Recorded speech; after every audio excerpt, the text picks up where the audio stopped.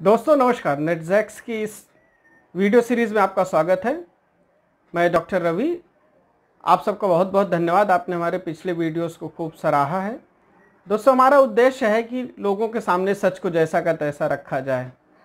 इसी उद्देश्य से आज की कड़ी में एक ऐसे स्वतंत्रता सेनानी को चुना गया है जिसको लेकर इतिहास और वर्तमान दोनों में एक द्वंद्व छिड़ा रहता है। वो एक ऐसा हीरो है जो भारत का एकमात्र व्यक्ति था जिसकी कानून की डिग्री की मान्यता छीन ली गई थी। वो ऐसा व्यक्ति है जो लंदन में जाके अंग्रेज़ों के यहाँ अंग्रेज़ों की लाइब्रेरी में पढ़ के भारत के पहले स्वाधीनता संग्राम 1857 की क्रांति की पहली पुस्तक की रचना करता है और उसे क्रांति की श्रेणी में रखता है। उस पुस्तक को चोरी छिपे हॉलैंड में छपवाते हुए कई देशों के माध्यम से होते हुए भारत में भिजवाता है। वो एक ऐसा व्यक्ति है जो चुपके से बंदूकें पिस्तौल भिजवाता है भारत में किताबों में रख के, जिससे क्रांतिकारी उसका उपयोग कर सकें। वो एक ऐसे व्यक्ति थे जो बदला लेने के लिए मदन लाल ढींगरा को उकसाते हैं और अंग्रेज ऑफिसर मारा जाता है।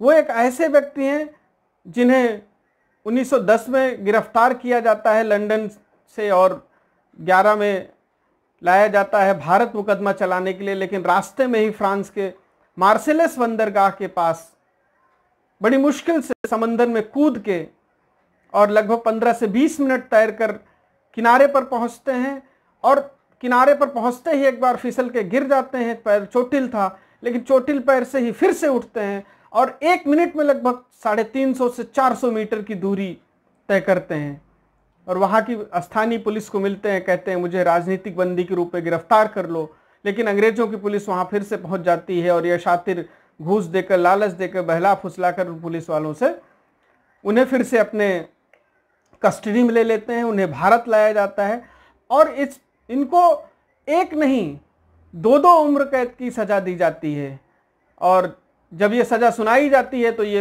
हंसते हैं अदालत में और जज से कहते हैं चलिए जज साहब, इससे एक बात तो तय हुई कि जो हिंदुओं में माना जाता है कि पुनर्जन्म होता है, तो पुनर्जन्म की थियरी हिंदुओं की आपने सत्य कर दी मुझे 2 जन्म का कारावास देकर। तो उन्हें कुल 50 साल की कुल सज़ा सुनाई गई थी और 2011 में अंडमान निकोबार की जेल में ले जाया गया और उसके बाद जेल से बाहर आते हैं। इसी को लेकर तमाम विवाद, तमाम कंट्रोवर्सी चलती रहती है उनके जीवन के आसपास। जी हाँ, मैं बात कर रहा हूँ, आप समझ ही गए होंगे, महान क्रांतिकारी विनायक दामोदर सावरकर की, जो एक त्रासदी का शिकार हुए हैं इतिहास के विश्लेषण का, जो पक्ष और विपक्ष हमेशा जिनको लेकर मुखर रहता है। ये ऐसा एक क्रांतिकारी का नाम है जिन्हें भारत के इतिहास में, भारत के वर्तमान में उचित स्थान, उचित सम्मान नहीं मिल सका और कहीं न कहीं से ऐसा महसूस होता है कि उनके बलिदान, उनका त्याग व्यर्थ गया। लेकिन ये तो एक पक्ष है। इसका दूसरा पहलू और पक्ष ये भी है कि सावरकर के ऊपर आरोप लगते रहे। सावरकर ने क्षमा याचना की, माफ़ी मांगी अंग्रेज़ों से और जेल से आने के बाद अंग्रेज़ों की सहायता की। सावरकर ने द्विराष्ट्र सिद्धांत का समर्थन किया, हिंदुत्व राष्ट्र का समर्थन किया। ये तमाम प्रश्न उनके इर्द गिर्द घूमते रहते हैं। तो हमें इस सीरीज़ को पूरा समझने के लिए आपको थोड़ा सा, ये वीडियो लंबा होगा तो आपको अंत तक जरूर देखना चाहिए, कई घटनाएं और तथ्य हैं। मैंने इस वीडियो सीरीज़ की स्टडी के लिए, तथ्य जुटाने के लिए जो मटेरियल जुटाए, जहां से रेफर किया, ये वीर सावरकर की स्वयं की लिखी हुई पुस्तक माझी जन्मठेप, जो उन्होंने वहाँ आने के बाद लिखी। फिर उनकी ही एक लिखी पुस्तक है हिंदुत्व, जो सावरकर ने 1923 में लिखी थी। और उन्हीं के एक आलोचक की पुस्तक मैंने और पढ़ी, सावरकर मिथक और सच, इसको शमसुल इस्लाम ने लिखा। तो मैंने कोशिश की और कि हर एक पक्ष को पढ़ने और उनके मत जानूं, तब आपके सामने एक राय रखूं जिससे कि कहीं मिसलीड ना हो सके तथ्य और तथ्य को कहीं तोड़ा मरोड़ा ना जा सके। तो सावरकर, इसके अलावा जो संदर्भ स्रोत जुटाए, जहां से सामग्री जुटाई गई, सावरकर समग्र वांग्मय हिंदू राष्ट्र दर्शन 1963 में हिंदू महासभा ने प्रकाशित किया था। Vinayak Damodar सावरकर्स whirlwind propaganda, extracts from the president's diary of his propagandist tour from 1937 to October 1941।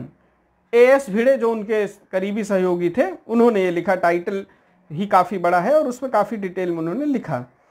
और सावरकर समग्र को हिंदी में 10 खंडों में प्रकाशित किया गया। बाद में हिंदुत्व स्वयं मैंने बताया। माझी जन्मठेप। ब्रेव हार्ट सावरकर एक आशुतोष देशमुख की पुस्तक है। धनंजय कीर जो सबसे ऑथेंटिक जीवनी सावरकर की मानी जाती है, उसका सहारा लिया गया है।